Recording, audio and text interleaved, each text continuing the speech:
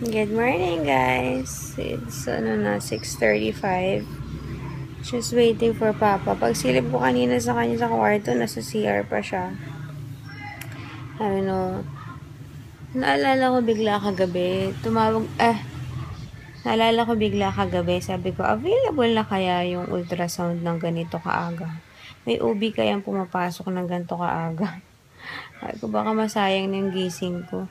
At ihina ako kasi kailangan ko mag-urinalysis, diba? Nagising ako ng mga alas 4, naiihina ako pero hindi ako umihi. Ngayon, alas 6 na. Baka lalo pang bumagsak yung urinalysis ko dahil kakapigil ko nito. Ay, sana pagdating namin ulit, meron ng pwede na ako agad mag-umihi. Pero yung ultrasound ko, medyo hesitant pa ako eh. Huwag naman na sana akong pabalikin. Lumabas na nga ako kasi ayoko magising si Zeb na baka malimpungatan pa siya. Anyway, I'm gonna check Papa nga kung ready na siya. Let's go.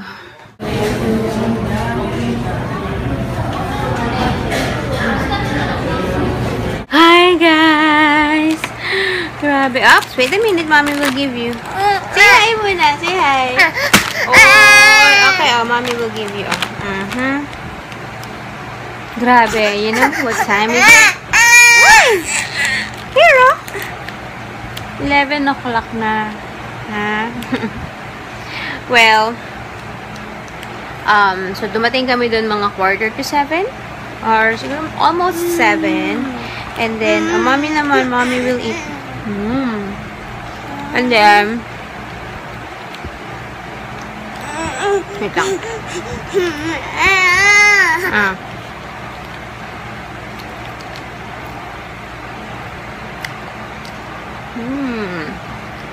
Ano to? Grabe, pagdating nga namin, ang dami ng tao eh. Totally different on a Sunday. Hi! Oh, bakit? Ang dami ng tao. Number 106 yung number ko. Noong time na dumating kami, number 99 yung nakasalang or yung tinawag. And then, kasi nga dalawa yung gagawin ko, urinalysis saka yung BPS. Why? So, sinabihan ako, yung ultrasound, sabi niya, mga 9:30 or 10 pa. Kasi yung OB assigned today, nanggagaling pa daw siya sa ibang clinic. 9:30 talaga yung schedule niya, pero nanggagaling pa siya sa ibang clinic. So, mga 10 na daw dumadating. Tapos, sabi ko, okay. Sinabi ko muna sa papa ko. Kasi, pag sinusundo ng papa ko kay mama ko sa palengke, maalisin dito sa bahay ng 10. So, sinabi ko sa papa ko, 9:30. Sabi ko, 9:30 daw darating. Although, alam ko naman na sabi 10 o'clock. Tapos, So, iwiwi na ako. Grabe yung pigil ko sa wiwi ko. And then, after, kumain kami sa, as usual, tropical hot. Tapos, natapos kami mga mag-8:30 kumain.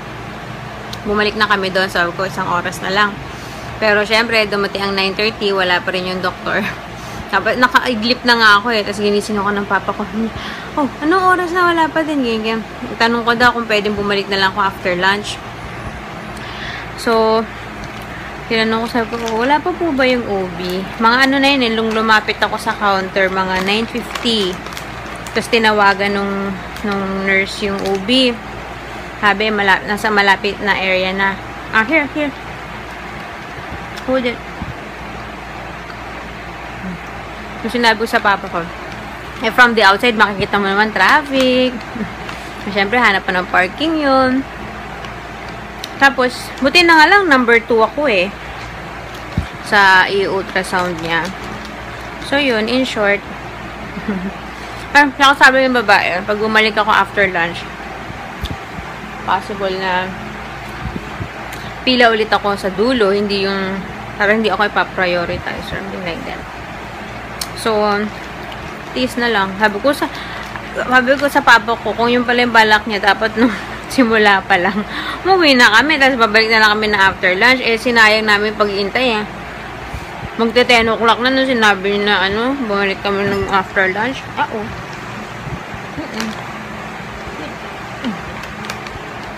So, yun. Nang choice. Anyways, saglit lang ako. Wala ba akong 5 minutes nakahiga dun sa table niya. Kasi walang usap-usap talaga. OB yun. Walang usap-usap. Kung di pa ako nagtanong. Sabi ko, gano'n na po kabigat si baby? Sabi, 3.2 kg. Si Zeb noon, pinanganak ko is 3.5. So, parang magkalapit lang. Tapos, naka-head down na daw si baby. Hindi na nga niya makita yung gender eh. Kasi, wala na, masikip na. Katago na daw. So, hindi ko rin nakita si baby yung usual na position na yung nakikita sa ultrasound na naka-side view. Imposible na talaga kasi yung ulo niya nandun na sa baba. Anyways, we're just eating Goldilocks. Wait lang, maybe I will get for you. Goldilocks brownies. Bumili ulit ako kanina after namin kumain. Sa Tropical Hot. Tsaka sa Imada. Wala kang egg pie eh. Last time, di ba may egg pie na nakaslice? Ngayon, wala. Anyway, so yun. Hindi ako mapag-vlog doon. Nakalagay no photography.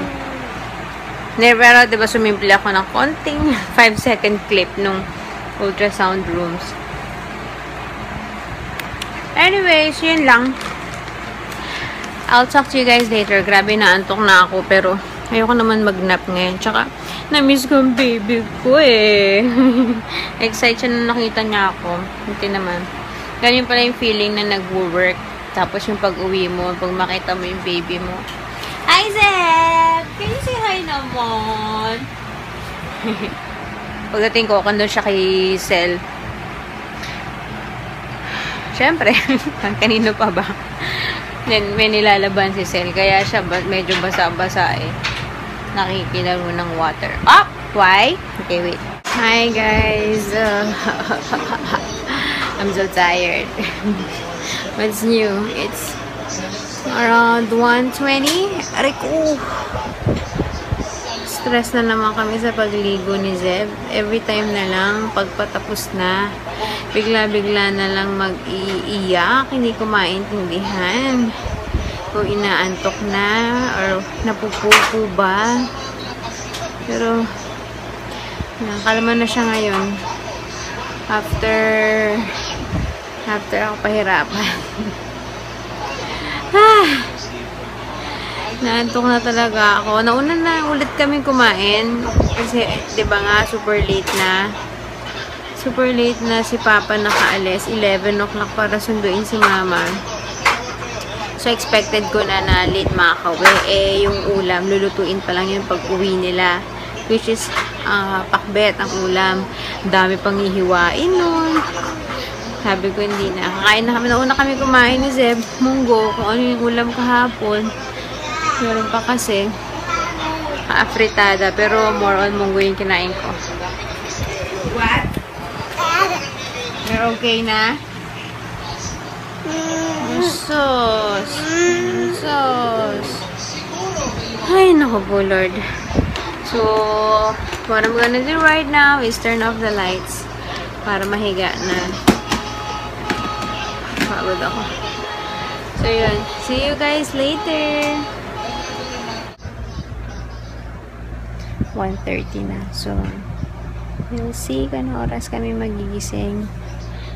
Natulog na rin na kami. So, sleepy. Although, gusto ko manood nitong Aldab.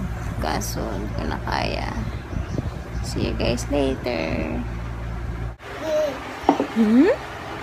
Good afternoon, guys. Just woke up. Oh, you're reading? It's already 5:30 and kakagising lang ni Zeb. Ako, mga magpa-5. Haba na naman ng tulog, in fairness Mga 1 kami natulog. 1:30, diba? Nag-vlog ko pala ako. 1:30, 2:30, 3:30, 4:30, 5:30. 4 hours. Pero ako, twice pa kong bumangon. 2:30 and huh? Ano ginagawa mo? Oh, you're eating. Can I have some? Can show them. Where is it? Where is it? You're giving mommy grapes? Oh, Jesus naman. Grapes. How about apple? Can I have some apple? Where's the apple? No, that's a cherry. Can I have some? Ice cream. Can I have some ice cream? Where's the ice cream? There. Ice cream.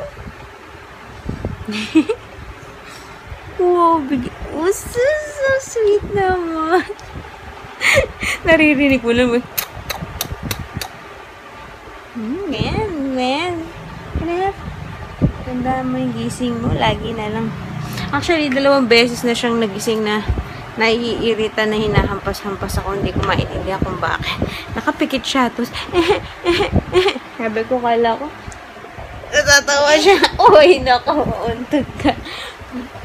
Akala ko kung mag-iiyak na naman. Buti na lang nakatulog ulit. Anyways, kakain ako ng ensaymada. Yung binili ko kanina sa Goldilocks.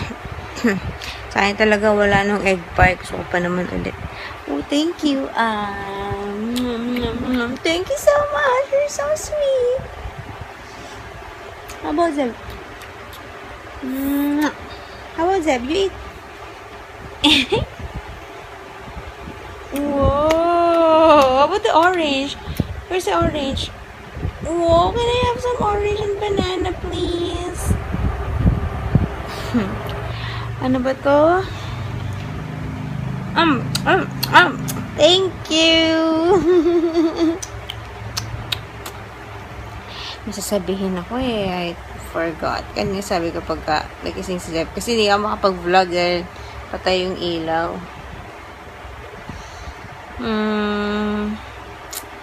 Pag naalala ko na lang. Ayun! Parang hindi ko pala nakwento yung aking ultrasound kanina. Tapos saan sabi ko lang, di ba, ang bilis ko.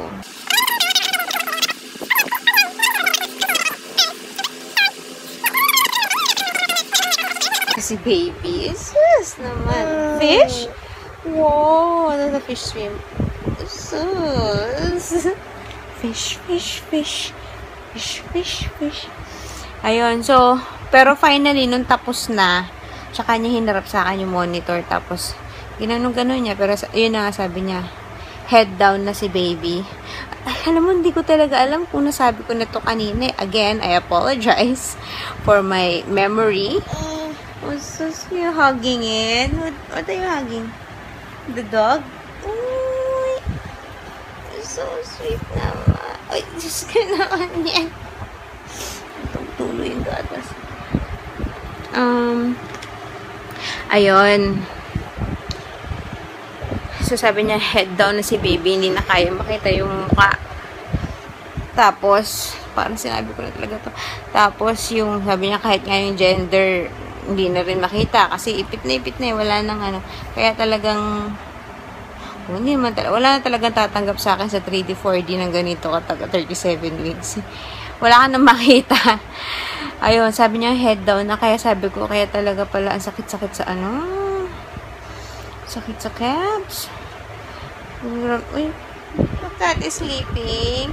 Ayan, kaya siya, pag sinabi mo sleep, gaganon siya. Kasi ito yung cat na yun, oh. Okay, how do you sleep? Diba gaganon siya? How do you sleep? You're so cute, Ipay. How do you sleep? Ginagaya niya dun sa cat. Anyway. Ano sasabi ko? So, yun, kaya sakit-sakit doon. Para feeling ko yung ulo niya kasi talaga nandun na yung pressure. And then, baby is now 3.2 kg, which is almost near na rin since nung pinanganak ko si Zeb, 37 weeks and 4 days ako. 3.5 kg siya. Hat? Is that a hat? Wow, no. Hat! 3.5 kg si Zeb ng 37 weeks and 4 days. And now, bukas 37 weeks ako eh. So, by 38 weeks and 2 days, yung aking panganganak, siguro feeling ko lagpas ng 3.5. Feeling ko lang, ha? Kasi 0.3 kg na lang eh. Sa lakas ko kumain. So, yun. Mukhang mas mabigat tong baby na to, ha. And then, yun, okay pa naman daw yung water, and, yeah. Yung result kasi, sabi niya, mamayang 3 PM daw. Hindi naman ako nagmamatay sa result kasi sa Wednesday pa yung next check-up ko sa OB. So, pipick upin ko na lang yun on the way sa check-up namin sa Wednesday.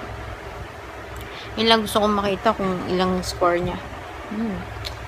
Yummy. Pero feeling, wala naman sinabing doktor eh. Sabi niya, okay lahat. So, I'm expecting na what did you give me? Grapes? Cherries? Okay. Sarap naman yun. Ang cute. So, yun lang. Sorry, ako naulit ko na yung kwento kasi nakwento ko kay Mag and Jong, nakwento ko kay Daddy. So, hindi ko alam kung nakwento ko na sa inyo kasi yung mga sinasabi ko, parang inuulit ko lang. Kaya yung hindi ko na maalala. So, FYI. Okay, kain tayo yung ensaymada. Hi, guys! It's almost 9 o'clock. Woo! And, of course, tapos na kami kumain. And, naligo na rin, half body. With Zeb, Gavin. And, we're just getting ready for bed. I don't think matutulog na to kasi ang haba ng nap niya kanina. Pero, I need to say goodnight na. I'm gonna turn off the lights para kahit pa paano. Antukin naman siya konti. Say goodbye na. Say night-night. Bye! Flying kiss. See you tomorrow! Bye guys, thanks for watching. Tomorrow is what, Sunday?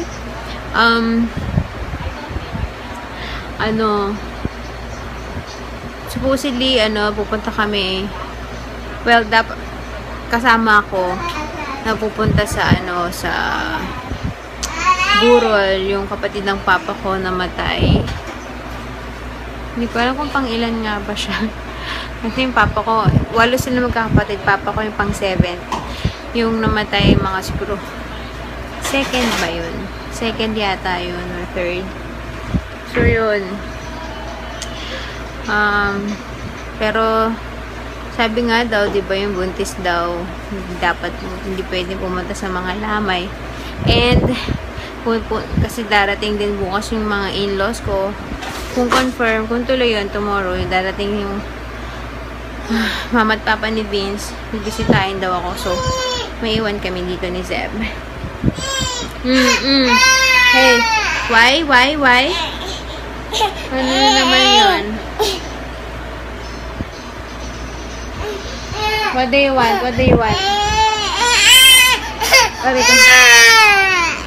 Ay, pagod na ako. Nagkalat na naman si Zeb Gavin eh. What do you want? Which one? Which one? Which one?